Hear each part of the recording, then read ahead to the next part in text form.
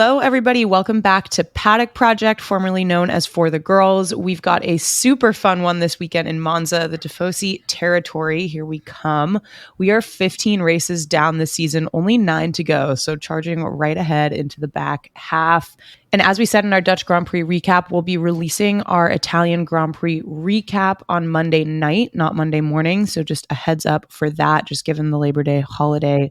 We ladies are moving around, so Monday night. With that, I'm Tiggy. And I'm Chessa. Okay, let's get into it. Welcome to one of the fastest and most historic tracks on the F1 calendar. It's Monza, the Temple of Speed.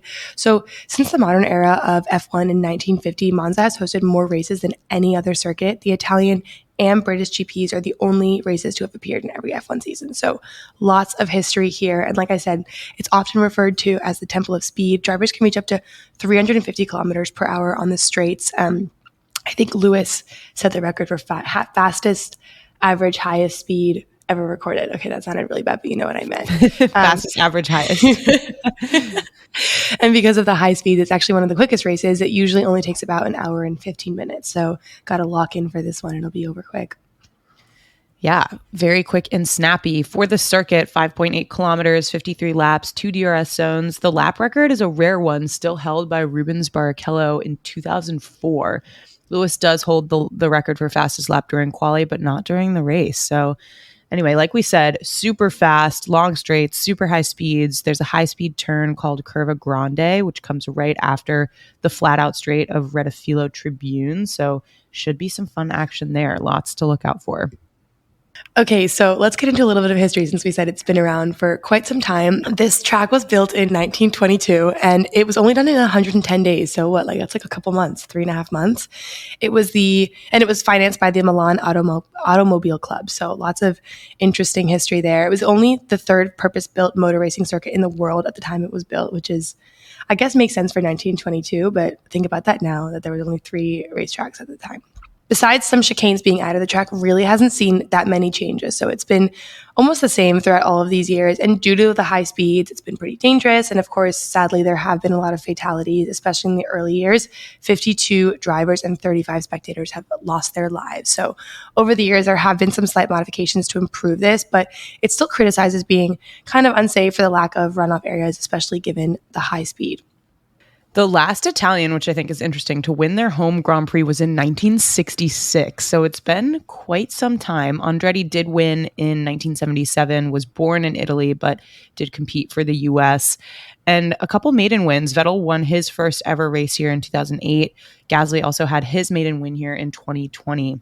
Wait, hold on. Would Charles winning here count as an Italian winning? No, he's like from Monaco, right? Yeah, no, Charles is not Italian. He speaks good Italian. You would think that's why I'm like, and he's Ferrari. Yeah, exactly. I'll count that as a win. He is Monegasque. So let's talk about last race. What I think is kind of crazy is that Lewis was fresh off of his contract extension with Mercedes. I remember getting this news and literally skipping down the street. Yes, finally. You posted about it on Instagram. Little did we know, but Sainz had his first podium of the season. He got pole as well. Actually managed to hold off Max for 14 laps, which was a fun change in scenery last year. We're in a little bit of a different spot this year, which is fun. But last year, this was amazing that Sainz was up for 14 laps over Max. Amazing Ferrari wheel-to-wheel action at the end. This gave the Tifosi in the Ferrari garage a bit of a heart attack, if you remember this. I think we were all on the edge of our seats. So in the last stint of the race, there were no team orders to hold position, and Charles just started going after Carlos to try and get on the podium. Huge lockups from him, lap after lap. It looked like they were going to make contact, some switchbacks, really close calls, but Carlos kind of equally threw everything at the defense and was able to hang on for that podium. But I think we were all like, is Fred Vasseur going to get on the radio and say something? Or And he was still early on in the days. We were like, what is happening? Let's see how he's going to react. And how the race finished. We had an Albon P7 finish, which is pretty exciting for him. And this was Max's 10th win in a row. He broke Vettel's record for most consecutive wins. I think our radio of the week that week was, that's a nice stat. which is like so classic for Max. Just like understated when he's breaking these massive records. And then I think Red Bull also broke the record as the first team ever to have 15 wins in a row as a constructor. So Checo was winning at the time as well. And Mercedes at this race officially took over third from Aston Martin in constructors. So a lot happened despite, the Max winning streak. Crazy.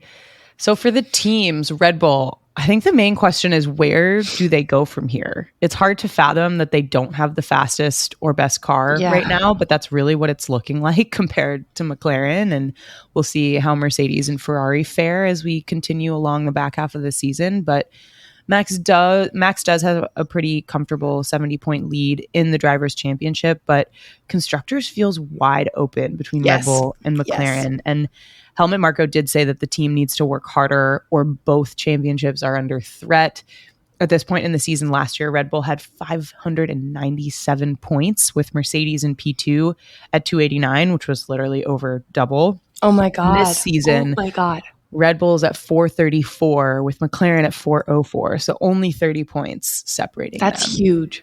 And what I think is crazy is that Red Bull has not won for 5 races. That has not happened in so long. Christian Horner did say they're not panicking. They know they have an issue that needs to be fixed. And he also kind of cheekily said it's only Lando's second win, which is true, but also... But still. What? Yeah, no, he's definitely trying to make himself feel better there. That makes it seem like, we're not panicked, but it's only Lando's second win. Like, it sounds kind of panicked to me, but... I mean, yeah, I fully appreciate, the Constructors' Championship is open for anyone, but at this point, if Red Bull hasn't won in 5 races and they keep that up, it could get a little dicey for the Drivers' Championship, especially if Red Bull, the car performance starts to decline or other cars are getting better. But if they get into an area where the car is unstable or unpredictable and things happen like DNFs and crazy things like that, we could really, really looking at a big fight on our hands. It'll be very exciting. They also have the least amount of wind tunnel time because they were first, or they are still first in the Constructors' Championship and were first halfway through the season. So their development time is definitely less than other teams at this point, which may make a difference in the back half, but we'll see. That's what that rule is for. I mean, okay, for Ferrari, so the Tifosi show up big for this race. It's going to be wild, red everywhere, the giant prancing horse, the works. It's definitely like how the Dutch GP was very much for Max and the orange and everything. This is going to be Tifosi central. And remember, we do have another race earlier in the year in Italy, but the one in Monza is definitely huge. And for the team, it's kind of 2 different fortunes for Charles versus Carlos last weekend at Zandvoort. But if there's one thing that we can take comfort in is the fact that Ferrari called Charles' strategy beautifully. They did a good job. It doesn't always happen for them. So I think they're pretty locked in on that. And I'm actually genuinely, I feel like I don't always feel this way about Ferrari because I'm kind of sitting on the edge of my seat waiting to see how they're going to mess it up. And my God, if I jinx this, I'm sorry for all the Tifosi everywhere. But I'm actually genuinely looking forward to seeing what they can pull out of the hat this weekend. I think it'll go great. It would be amazing if they did well, especially at home. It just makes such a big difference. I want Lewis to feel good about going to Ferrari. Yes, exactly. I'm rooting for them the rest of this season. I hope that they continue to improve. For Mercedes, the Mercedes "Do you speak Italian" meme was probably the best thing to hit the internet this week. It was amazing. "Do you speak Italian? Yes, say something to me." It's like Autodromo Nazionale Monza. I cackled. So I spit out my drink when I saw that. So good. So at the time of this recording, there's still no announcement of a Kimi Antonelli signing, but it is expected, and he will be taking over George's car in FP1 in Monza to make his Mercedes F1 debut. And as a reminder, he is Italian, so this is a big moment for him. We have not had an Italian in F1 for several years since Giovinazzi, so it would be big for them. I guess Lewis is going to be Italian team, and an Italian maybe replacing him. So that's a little Italian swapperoo there. But Kimi literally turned 18 last Sunday, so he's officially passed the FIA super license exception, which he never actually needed, as it turns out. But he's now 18, so that's crazy. Still super young. He has tested older Mercedes cars, so it's not like he's coming in totally blind, but it will be fun to see how he does. And Toto was pretty emotional about it, as emotional as Toto can get, but he said because we followed him since he was 11 and a baby, a go-kart driver, and a Mercedes kid proud to be in the garage. To see him drive out on Friday in FP1 in Monza in front of the Tifosi, having an Italian kid in a competitive car, I think that will be something that everybody in Italy can be very proud of. And then we take it from there. Okay. Very sweet. Okay, that's foreshadowing if I've ever seen it. No, and I think we've kind of been like, what? Why are they taking so long to make the announcement? But now, if they've just been sitting around waiting for Monza to make this extra special and like extra momentous, I think it makes perfect sense. And I'm actually so excited.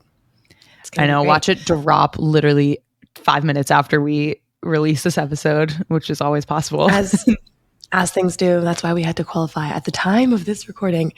Okay, for McLaren, they are on a chart. It's really unbelievable to see how they started the season and then where they are now. And like, I think last year was just good building for them to be able to make these giant leaps that they've been making this year. And like we mentioned, they're only 30 points behind Red Bull in the championship after Zandvoort, the Dutch GP. They're at 404 compared to 139 at this point in the season last year. So huge strides. And it's really funny. Like the picture that we posted of Alonso inspecting the McLaren car. I think people are just like, what is going on? This car is a rocket ship. It's working really well for them.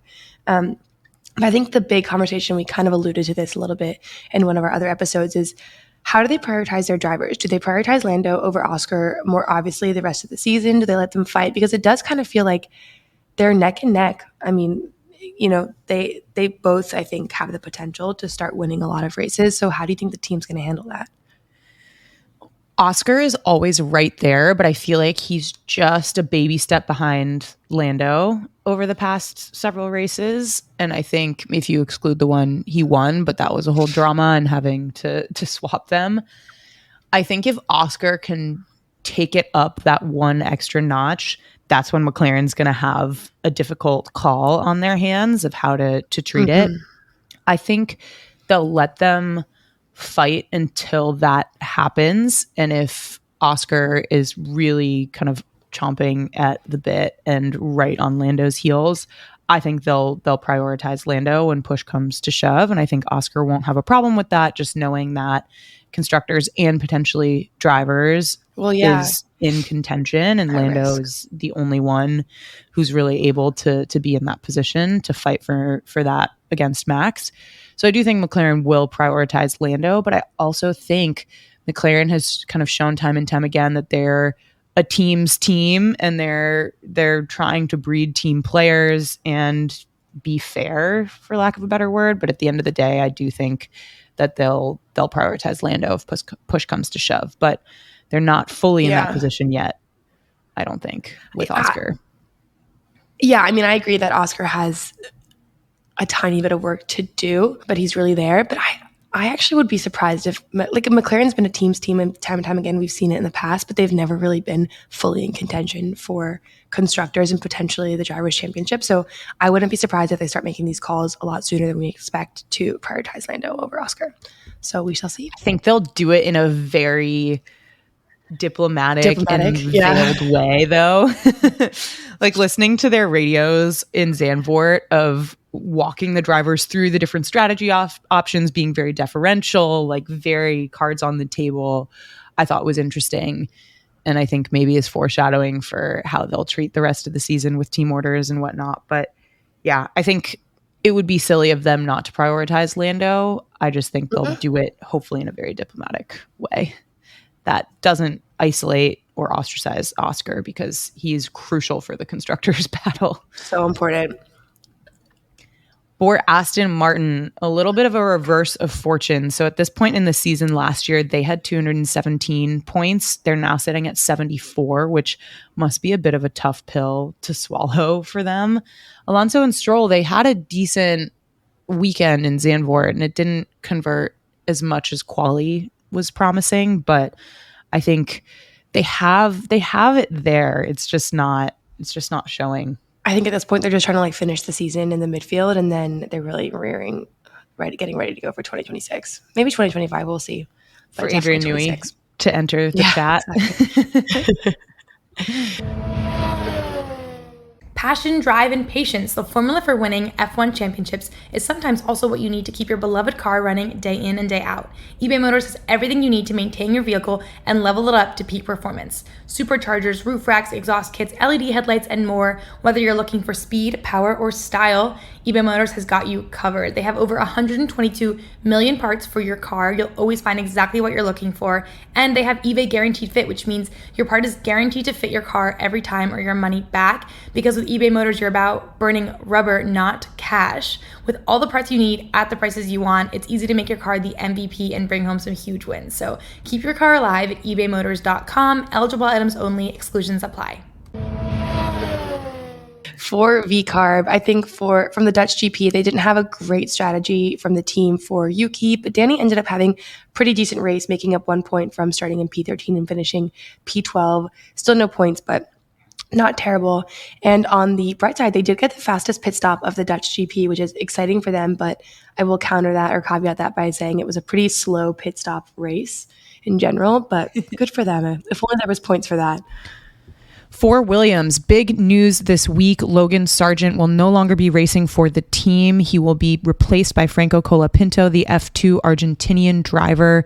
I think we're still processing the news and what all that means. We actually recorded the preview before this news dropped, and we were having this exact conversation of, will they replace Logan Sargent? And so we're just going to leave that in here for you to hear our initial thoughts. Spoiler alert, we did not think it was going to happen, so we're very surprised, but thought it was an interesting conversation nonetheless to reflect on kind of how we were feeling before it. And then we'll talk in our recap more about how we feel after the fact and after this weekend. So here is the pre-Logan news conversation that we had. The thing that's floating around here that I want to put up for discussion is Logan getting replaced mid-season. So the names circulating right now: Liam Lawson, Mick Schumacher, his name has re-entered the arena. And then Kimi Antonelli was rumored that Toto ruled him out. So I think it's really between Liam and potentially Mick.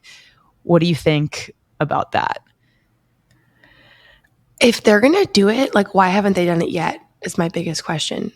Yes. You know, right? Like, especially the summer break would have been the time to do that. I get they were giving him until the summer break. I know James has been really vocal about developing Logan and supporting him, which I think is wonderful. But I don't think it's going to happen. I think it's weird for me to say that because I'm always, down for the drama, but I don't think it's going to happen. Yeah. But if they were going to do it, I would see Liam as an interesting option. I have to agree. I feel like it's kind of expensive and a lot of overhead to replace a driver mid-season. And even though Logan is making mistakes, he's at a point where he can probably be pretty helpful for the development of the car. He's used to the team is used to him. It feels a little bit like, I don't know if sunk cost is a nice way to put it, but it's almost like it's already been sunk cost this year. And to your point, like, if they were going to do it, they probably should have done it already. So I would be surprised. I mean, putting Mick back in the car when he hasn't been racing in F1 in ages. And I have to say, like, Mick wasn't the best option when he was in F1 originally. So would he really be that much bigger of a difference or that much better than Logan at this point? I don't know. He's done a lot of sim work, but outside of that, Logan. No, they already have their driver lineup locked in for next year. So what's the point of them having a new driver? I guess just mitigating the potential damage for the rest of the season, or I don't think it makes developing sense. Another driver, which could make sense from a Mick Schumacher perspective because the Mercedes Williams connection. And I know Toto has been pushing Mick, but unless there's an open seat for Mick on the grid, which there doesn't seem to be, it doesn't really make sense.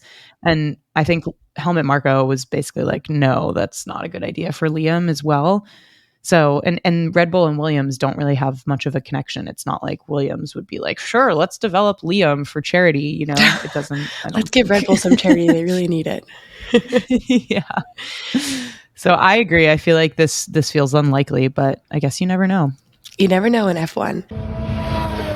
Okay, now on to the rest of our Williams discussion. James Vowles, as he does, spoke openly in a video on Instagram about the mistakes last weekend in Zandvoort, which cost them potential points. So this was the Alex Floor debacle, having him DQ'd from quali, and then Logan's mistake, crashing in practice and not being able to take place in quali. He told Sky that the amount that the new floor for Albon was off was fractions of a millimeter in one specific area, and that it basically could be fixed with a bit of sandpaper.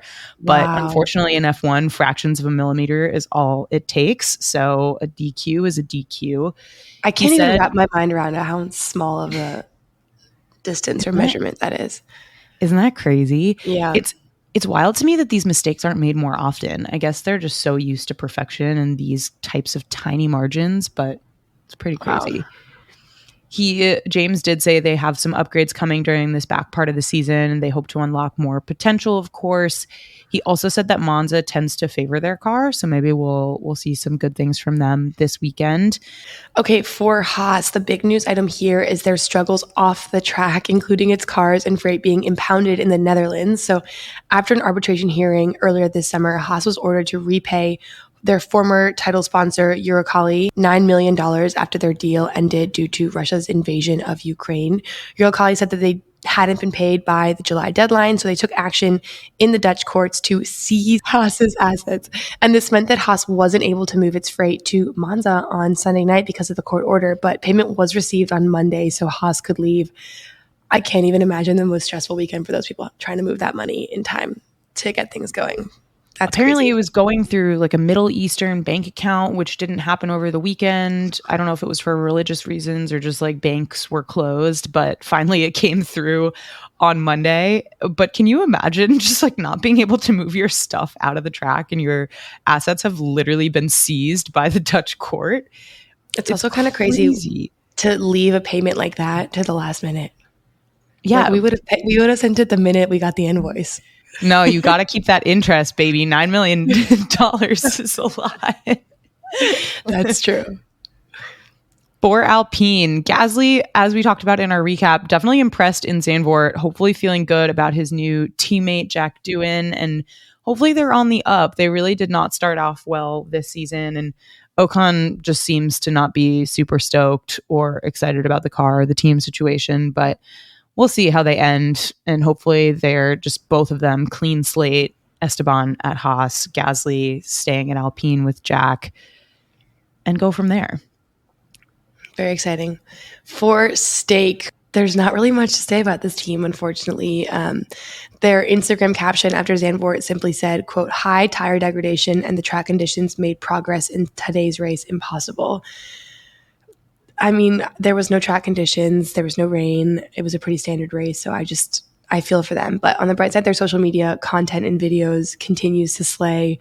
Give that person a raise, whoever's running their social media account. It's been really fun to watch. It's beautifully done. But yeah, that caption, I was sort of like, what does this mean? It wasn't every other team facing the same track conditions. They should have just made it like a funny video instead and just continued to ride that wave. Literally. All right, hot takes. I'm coming in so hot this weekend. I'm going with a Checo podium. She was too stunned to speak. She's speechless. Okay, Tiggy. Good luck, I guess. That's Thank you. Red Bull's going to come back on the charge. Not that I necessarily am manifesting that, but since you've done a pretty impossible hot take, I will also do one. I'm going to say both Ferraris on podium. Okay, that feels possible. Tifosi energy. I like it. Including a win. There we go. Okay, I like that. This is hot. We're going hot. All right, with that, we will talk to you on the other side of Monza. We cannot wait for the race this weekend. Like we said, short and sweet, so buckle up and get ready for some good action. Constructors battle is all to play for, so we're excited. Can't wait.